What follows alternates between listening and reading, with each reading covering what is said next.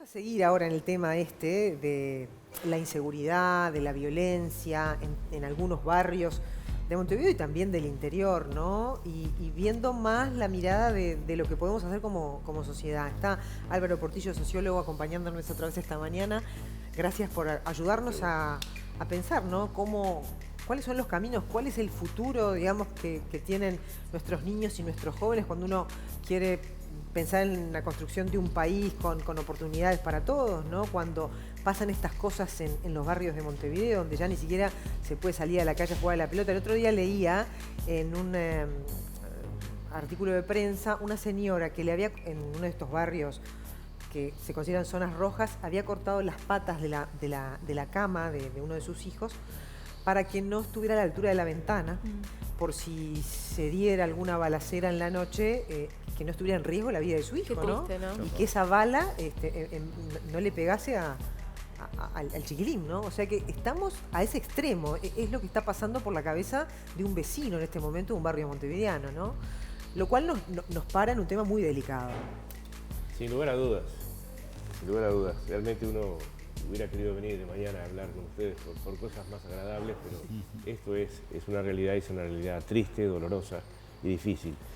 Yo lo sintetizaría con la idea de que se instaló en la sociedad la violencia.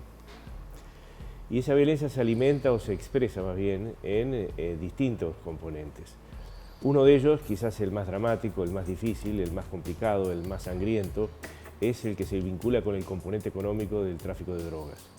Que realmente eso es una cosa que llega, es decir, al Uruguay quizás un poco más tarde que el resto de países en América Latina, y realmente ha venido creciendo y tiene esas manifestaciones tan dolorosas que observamos. Pero la violencia también está presente en otros aspectos de la sociedad. Está presente en las relaciones interfamiliares, está presente, yo le decía a la chica de la producción cuando me invitaron a venir hoy, es decir, el enfrentamiento nuevamente entre hinchadas. El otro día, es decir, hinchadas de Peñarol y de Nacional se enfrentaron de nuevo a balazos, hubo no sé cuántos heridos. Esto ya ha existido con anterioridad, inclusive ahora que no tenemos fútbol, que recién va a haber el clásico, un clásico de inauguración dentro de 15 días. Entonces, ¿qué es lo que esto en definitiva expresa? Yo creo que así como la crisis del ecosistema producida por el cambio climático nos plantea que estamos relacionándonos mal con el planeta y con la naturaleza, creo que esta violencia instalada con estas múltiples manifestaciones expresa que estamos mal organizados socialmente y que hay un conjunto de relaciones sociales que están planteadas que no son las que permiten una debida y armónica convivencia. ¿Cómo salir de esto? Definitivamente que el componente punitivo es una condición necesaria, pero absolutamente insuficiente, absolutamente insuficiente. Y lamentamos ver últimamente esos discursos alentando la autoridad, alentando la energía, alentando la mano dura en estas cosas, que no creemos que no es el camino. Sí tiene que existir, desde luego, el componente punitivo es absolutamente inevitable, pero sí es fundamental el diálogo social y sobre todo la fuerte interrelación entre quienes están a cargo de enfrentar las situaciones delictivas y las violencias con el conjunto de la comunidad. Mientras tanto, la estigmatización territorial, porque esas personas, mientras el problema subsiste, tienen que vivir. Lógico. Tienen que salir al mundo a conseguir trabajo, a construir una familia. Exacto. Es decir, ¿cómo lo hacen, no? Porque es muy fácil para uno que tiene la suerte o el privilegio de vivir en zonas, por llamarlo de alguna manera, más seguras, ¿no? Pero al que le toca estar ahí... Yo insisto, me parece que el secreto del éxito de avanzar en esto, además de las soluciones más profundas y de largo aliento, radica en la molecular interrelación a nivel barrial de los encargados del orden público con el propio tejido comunitario, que esto lamentablemente no se ha hecho, no se ha logrado. Es decir, una relación centralizada con el conjunto de la sociedad a partir de llamadas telefónicas es insuficiente. Tiene que entre los distintos actores que en esto intervienen, tienen que construirse confianzas, que es difícil, porque hay pasado, hay historias. Entonces, la construcción de confianza hay que lograrla y hay que trabajarla. Pero a partir de eso, a nivel molecular barrial, en ese sentido las estructuras municipales son muy interesantes y muy buenas para considerar esto, tiene que plantearse la discusión de lo que ocurre en el barrio, las bocas de pasta base, los episodios de violencia, todo claro, esto. pero mientras se construye esa interrelación social que lleva tiempo, los hechos de inseguridad siguen suscitándose y es necesario también de alguna manera el atacar los focos violentos mientras se construye esa pertenencia barrial y ese contacto del Estado con algunos barrios que a veces es bastante ausente. No, por supuesto, claro. Esto es un poco como aquello de andar en bicicleta y cambiar la rueda. Es decir, son cosas que hay que hacerlas en paralelo, pero el tema es que si no las consideramos de esta forma, terminamos persiguiendo la sombra y nunca acabamos de incidir en el fondo. ¿Qué serían? Brigadas de contención, nos imagina desde las alcaldías, que existan equipos multidisciplinarios que trabajen dinámicamente con los vecinos. Exactamente. Todos los días. Y a eso es la mala noticia, a eso se agrega la pandemia, por ejemplo, que más allá del problema sanitario, va a dejar una secuela social muy mala, muy fea. Es decir, seguramente 80, 100.000 personas queden sin trabajo después que salgamos del tema de la pandemia. Y la ausencia de trabajo es agudización de los problemas económicos. Agudización de los problemas económicos es ir a buscar dinero donde se pueda obtener. Tenemos allí esta presencia tan fuerte de la droga y del narcotráfico como una alternativa de obtener dinero fácil y pronto. Entonces, todo esto requiere indefectiblemente una respuesta integral, que como tú decís, no significa detener hasta esperar los resultados para nada, hay que seguir actuando, pero esta integralidad de la respuesta tiene que producirse y esto es fundamentalmente a nivel de los tejidos comunitarios. ¿Y cuál es el rol de la policía en esa articulación entonces? La búsqueda de un diálogo y la construcción de confianzas. Es decir, eso es fundamental. Bueno, recién se dijo que en eso se estaba trabajando, lo que pasa es que obviamente lleva tiempo, ¿no? Y qué bueno si se está trabajando. Yo, por lo que he visto, me puedo equivocar, es decir, creo que hay un enfoque más bien centralizado. No hay un enfoque descentralizado de actuar propiamente, ya sea policía comunitaria o como se quiera llamar, que actúe propiamente, cotidianamente con los tejidos barriales. ¿Y eso es más fuerte que el narcotráfico? ¿Qué cosa? Ese tejido interbarrial, ¿podría combatir, o sea, podría evitar el ingreso del narcotráfico al barrio? Yo creo que sería muy importante.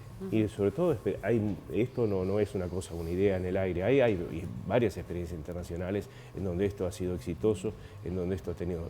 Ahora, de todas maneras, el papel de la reflexión comunitaria sobre esto, y sobre todo en la educación y en los distintos otros espacios de interrelación social, es fundamental. Pero a largo plazo.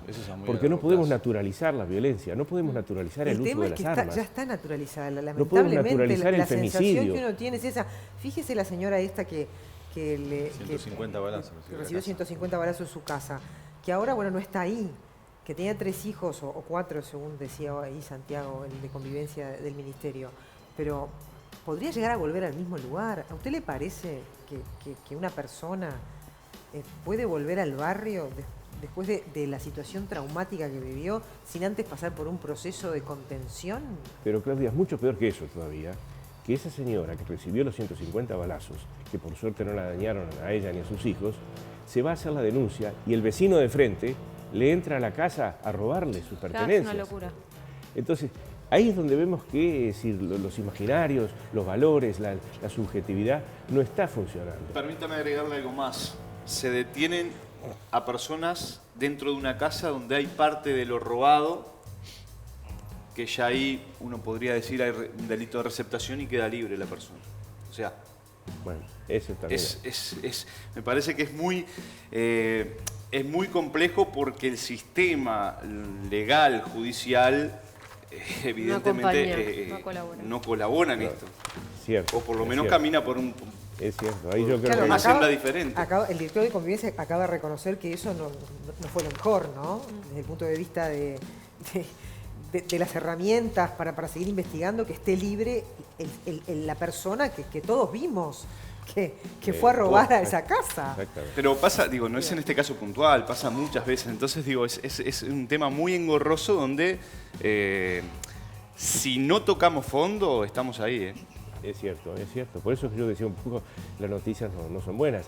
Esto de la vivienda esta es lo mismo que hay una persona tirada en la calle porque se quedó herida, un accidente, y vengo y le robo y me voy. Exacto. Entonces, ha pasado. La absoluta falta de piedad, de consideración. Eso es educación también. Entonces, es justicia, es presencia policial, es presencia del Estado, es la no estigmatización, pero también es educación, que eso lleva tiempo. Pero es educación en valores, Por eso. ¿viste? Claro. Porque no es ir a aprender matemáticas, química, No, no, geometría, es educación en valores. En valores. Eso falta en la educación formal Y que es muy uruguaya. difícil para los estudiosos, me imagino que lo sabrá para usted, en una sociedad donde la metodología violenta va cambiando, poder hacer un análisis profundo de esto. Cuando va cambiando y cada vez es peor, es peor, es peor. Pero escuchame una cosa, vemos estos hechos de violencia que son los que tienen sangre, que tienen componente... Pero vivimos una época en donde los pacientes le pegan a los médicos cuando no les gustan los diagnósticos, y en donde las madres de los colegios les pegan a las maestras cuando tienen malas notas los hijos. Entonces, es una cosa complicada, muy, muy complicada. ¿Y por qué llegamos a esto, Portillo? Yo creo que, como decía al principio de todo, así como hay una crisis del ecosistema, hay una crisis del sistema social, una crisis muy, muy grande, y eso está en el mundo. Y eso ha hecho que emerjan, por ejemplo, actores sociales violentos, como el neofascismo expresado en muchas sociedades, y otras expresiones de violencia en donde hay una ausencia total de... Miren lo que está pasando en la sociedad norteamericana, con este hombre que murió, que lo golpearon, no sé. Entonces, hay una situación, vivimos un mundo que está en una crisis agudizada. Gracias, Portillo. Muchas gracias. Bueno, Muy amable. dominio, ambición, poder.